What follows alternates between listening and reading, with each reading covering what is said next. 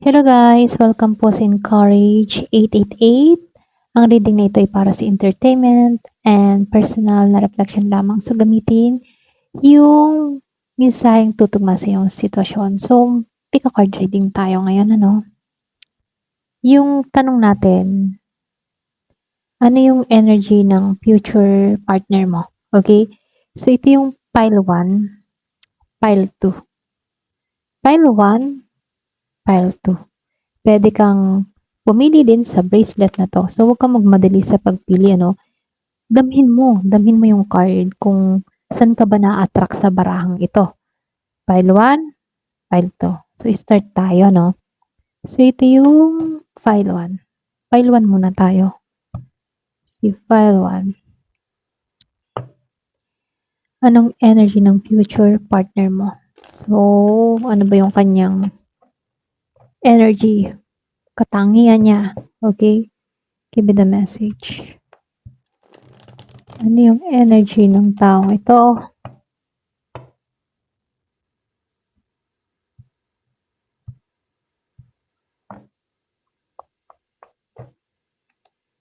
Wow, Ace of Pentacles. Wow, King of Pentacles. Ang ganda ng card niya.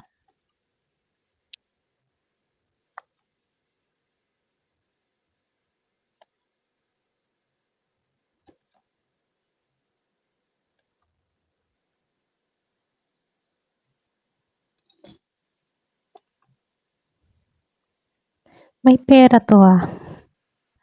Kumbaga, ano siya, stable.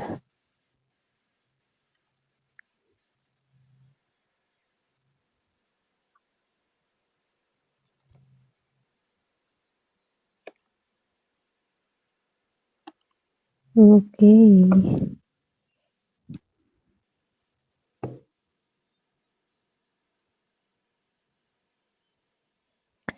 So, dito, no, lumabas ang Ace of Pentacles, King of Pentacles. Kumbaga dito, malakas yung energy ng bagong simula. Yung iba sa inyo, pwedeng merong bagong parating sa buhay mo. Yung future partner mo kasi, pwedeng may intention to na yung bang bumuo ng mas matatag na relasyon. Ganon. Ganon siyang klase. Posible rin maganda yung trabaho nito, maayos yung negosyo, maayos yung panlalapi. Sa madaling salita, stable to pagdating sa kaperahan. Para bang hindi ka magugutom dito. Ganon. So, nakikitaan ko dito, responsible to ha. Posible mature or pwedeng siya yung klase ng tao na maasahan mo talaga. Mahalaga sa kanya yung security. Ito rin nakikita ko. Yung stability, mahalaga din yun sa taong ito. Siya yung klase ng tao na hindi siya basta-basta pumapasok sa isang relasyon ba na kung yung hindi siya pumapasok sa isang relasyon na hindi seryoso, ganon. So, comment ka kung may nangyayari sa ganito or may nanliligaw sa ganito or nasa ganito ka ng sitwasyon. Kung kilala mo man tong taong ito. So, nakikitaan ko dito masaya yung buhay nito ha, sa Nine of Cups. Marunong to magpasalamat sa mga biyayang nare-receive niya. Posible, emotional fulfilled din to. Handa na siyang ibahagi yung kaligayahan niya sa tamang tao. Ganun. So, Five of Pentacles. Sa Five of Pentacles, parang meron itong mga pinagdaanan din pagsubok.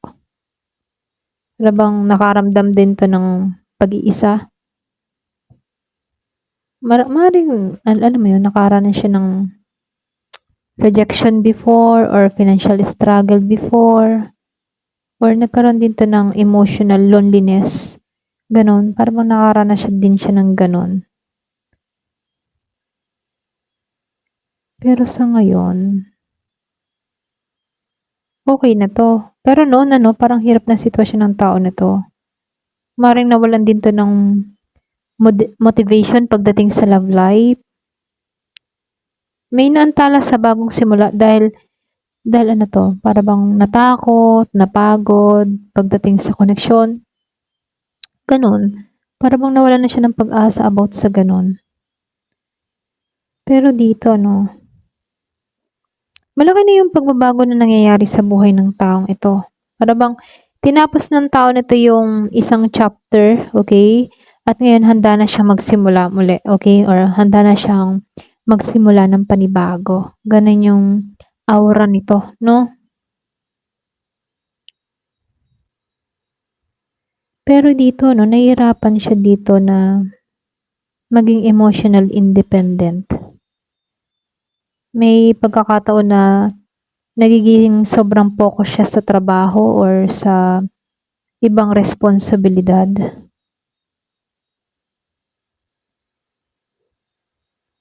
Siya yung klase ng tao na napaka-warm, ha? Maano siya, maalaga yung energy niya. 'Pag nakatuluyan mo 'to 'no, parang, ah, care na care ka, gano'n siya. Para bang masarap siyang magmahal, okey, gano'n. Kasi itong tao na 'to, mahalaga sa kanya yung pagmamahal. Mahalaga sa kanya yung family. 'Pag siya'y nagmahal, aalagaan niya talaga. Wow, 'di ba? Gano'n yung ano niya, character niya. Sobrang swerte naman nito 'no? Ten of Pentacles upright. Ito yung pinakamagandang card para sa long-term commitment, ha? Para bang pinakikita nito yung posibilidad na magkaroon ka ng kayo na nitong taong ito, ha, ng matatag na relasyon. Pamilya, pangmatagalang pagsasama, gano'n. So, maganda siya. Ito ha, itong taong ito, hindi siya nagmamadali. Ito lang nakikita ko. Naniniwala kasi 'to na yung magagandang relasyon nabubuo ito sa tiyaga at tamang panahon. Alam mo yun? Gano'n siya. Para bang tawag dito, para ba siyang naniniwala na hindi ko kailangang magmadali. Darating ang tamang lalaki, ang tamang babae, gano'n, sa buhay ko kapag ipinagkaloob sa akin ng Diyos. Gano'n. Gano'n siya. Okay? So, Six of Cups. Upright. Malambing siya ha. Gentle siya. Gentle yung puso niya rito. Posible ring may malalim siyang pagpapahalaga sa mga masasayang alaala or pwede ring mga traditional na pagmamahal, gano'n. Okay. Ngayon halimbawa 'di ba, ngayon sa generation na 'to 'no, parang ang hirap makatagpo ng ganito kasi halimbawa babae na yung naliligaw sa lalaki, gano'n. Pero itong taong ito, 'pag tuwing nanligaw o halimbawa itong lalaking ito, siya talaga yung gusto niya, siya yung lalapit dun sa babaeng inaasam-asam niya, talagang e-effort siya. Pero 'pag halimbawa may magpaparamdam sa kanyang babae, ayaw niya ng gano'n, okey? Gusto niya, siya ang lalapit. Halimbawa ikaw nagustuhan ka ng taong ito, lalapitan ka niya in a romantic way, okey? Yung tamang pamamaraan, yung traditional ba, gano'n. Okey, 'di ba napaka-okey yung gano'n. So, nakikitaan ko dito sa Eight of Cups. Meron 'tong mga iniwan na mga puwedeng bagay, tao na hindi nakabuti sa kanya. Para bang pinili niya mag-move pasensya na ho ako. Mag-moving forward, gano'n. Kaysa manatili sa hindi na masayang sitwasyon. So, lumabas ang Justice. Meron 'tong hindi pa napapatawad na tao. Puwedeng merong taong nagkaroon ng atraso sa kanya. Pakiramdam niya hindi naging patas sa kanya yung sitwasyon sa nakaraan. Alam mo yun? Puwedeng isa rin ito sa mga aral na dala niya bago kayo magkita. Okay? Ito lang nakikita ko 'no, para bang Puwedeng meron siyang taong halimbawa meron siyang ex o dating relasyon na sobra siyang sinaktan, gano'n. Para bang tumatak talaga sa kanyang isipan 'yun. Hindi niya pa napapatawad yung tao na yun, gano'n. So, dito ano lumabas ang Three of Swords Reverse. Pero unti-unti na 'tong naghihilom, okey? Gumaling mula sa mga, dating heartbreak or sakit ng puso, alam mo yun? So, hindi na siya tulad ng dati na na puwedeng nasira pagdating sa pag-ibig. Para bang binuo niya yung sarili niya muli, gano'n, okey? So, congrats sa taong ito 'no, magaling siya. So, sa Page of Swords upright. Pero curious siya ha, at observant din 'tong tao na 'to pagdating sa'yo.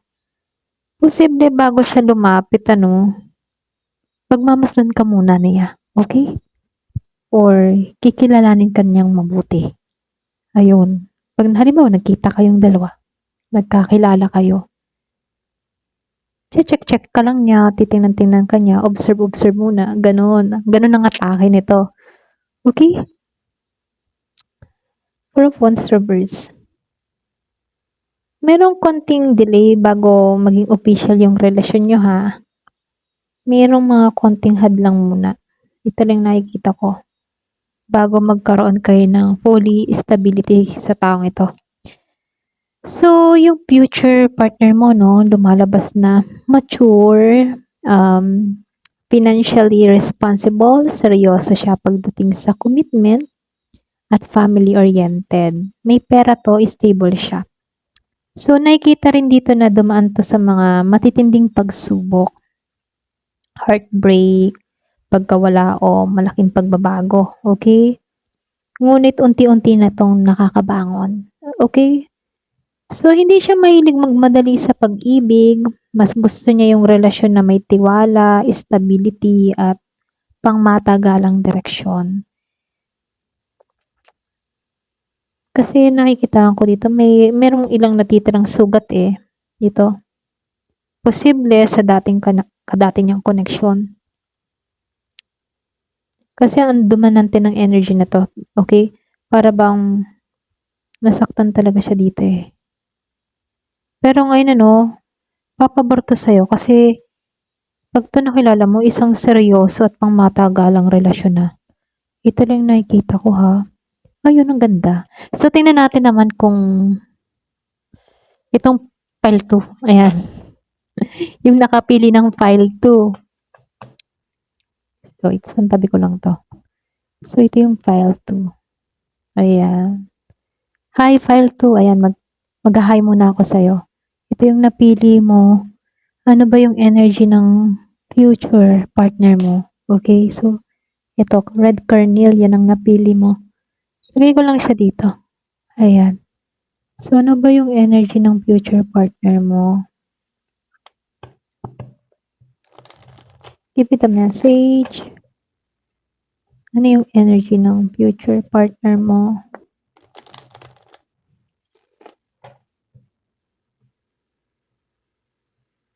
Excuse me po ha. Yan, napadighay tayo, sorry. Wow, Nine of Pentacles din siya. Seven of Cups. Six of Pentacles. Emperor reverse. Five of Wands upright. Eight of Cups. Wheel of Fortune reverse. Strength. Four of Cups.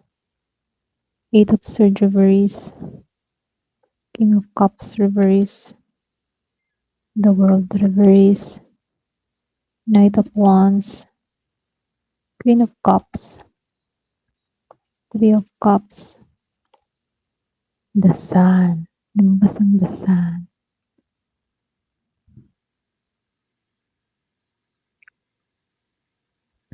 So, ito yung file 2. Nine of Pentacles.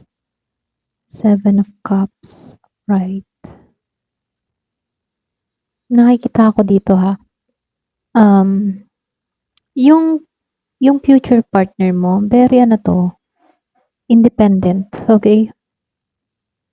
Masipag siya.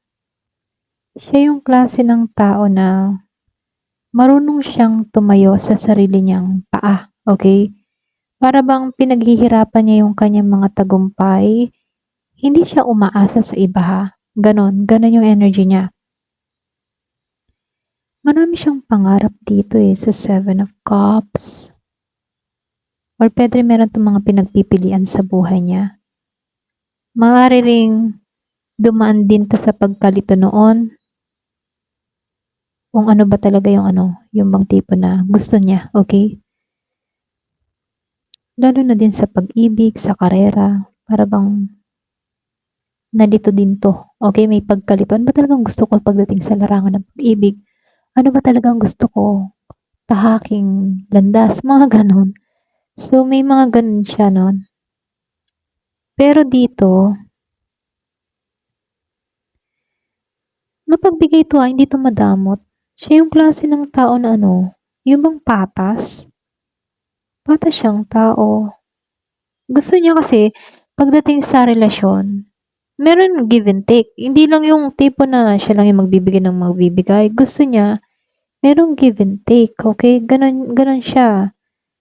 Marunong siyang tumulong sa mga taong mahalaga din sa kanya. Hindi 'to madamot. So, lumalabas din dito, nagkaroon din 'to ng problema sa authority or sa control. Para bang naging emotional unavailable din 'tong tao na 'to. Posible kung bakit siya gano'n 'no, meron siyang sugat sa nakaraan or meron siyang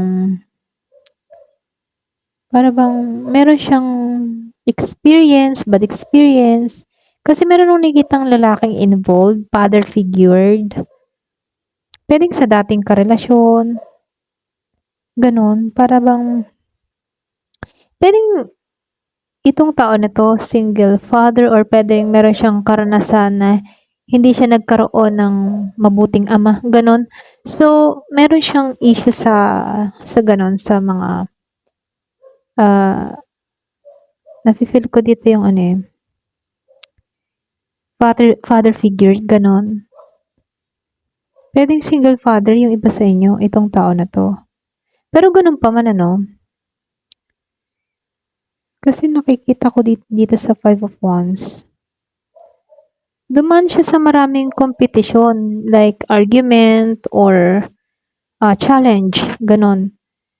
Marunong 'tong lumaban sa mga pagsubok sa buhay, okey?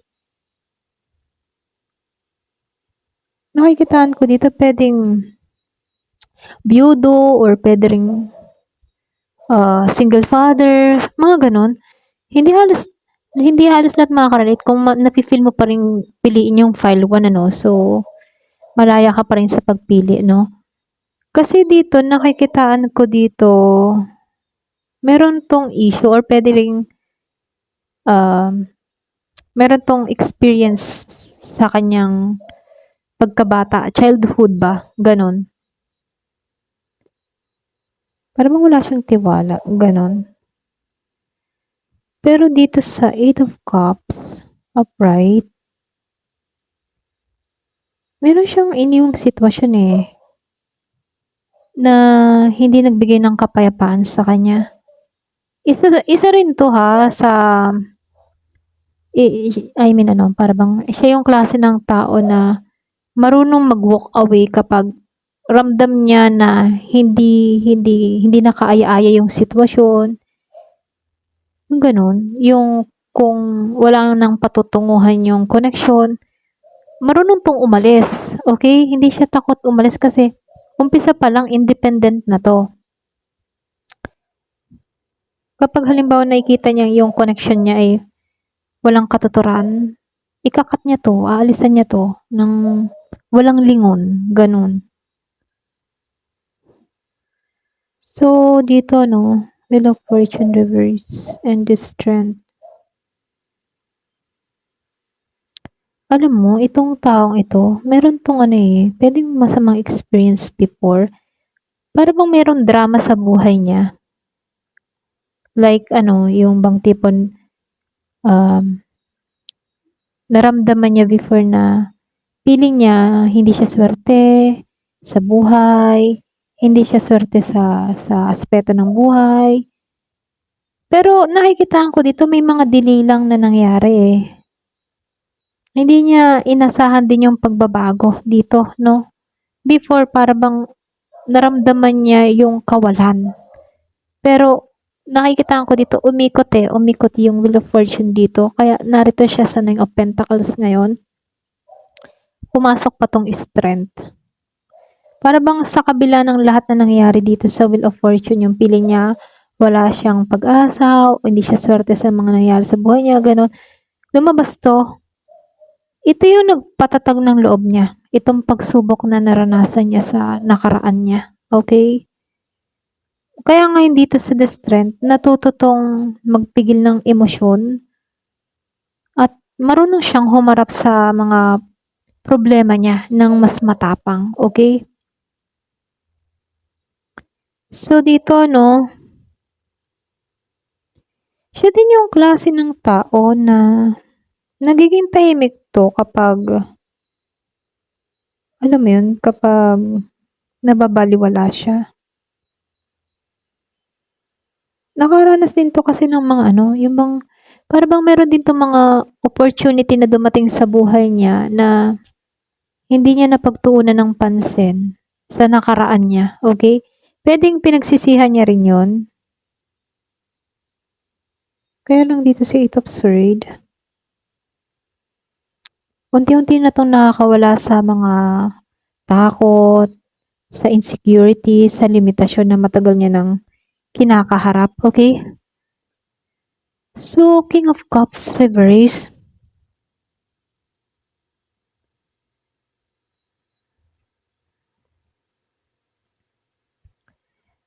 Nakita ko yung 444, ha?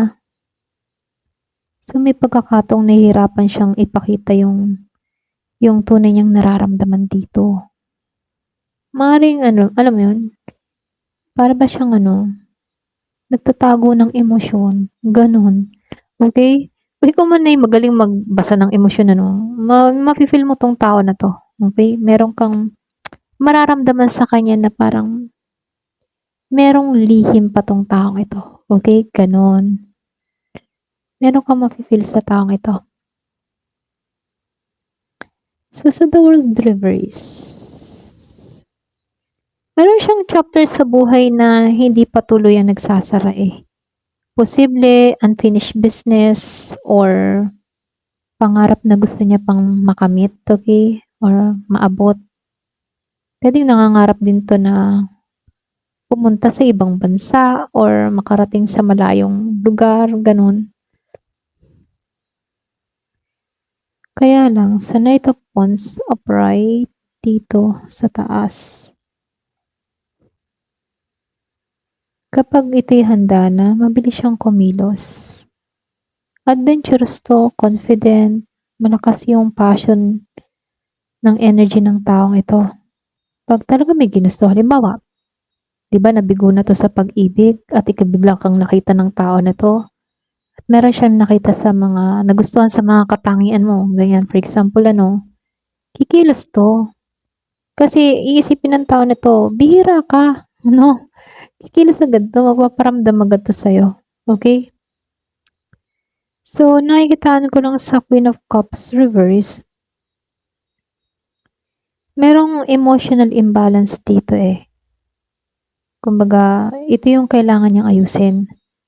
Posible naging sobra din tong sensitive. Nahirapan bang magtiwala? Okay, dahil sa kanyang mga karanasan before. Hirap siya magtiwala sa tao. Pero dito sa Three of Cups upright, mahilig tong makisama, magaling siyang makisama. May magandang support system tong tao na to. Posible ring makilala kayo sa mga pamamagitan ng friends, social media, gathering, or mga celebration. Doon mo siya makikilala ha, para bang ipapakilala sa'yo. Ganon. Ito yung pinakamaganda na card kasi ito yung lumabas sa huli, ano. Pinapakita nito yung saya, katapatan, loyalty, positivity, gano'n. So, may posibilidad na masaya yung magiging relasyon mo dito sa tao na 'to kapag nagtagpo na kayo, okey?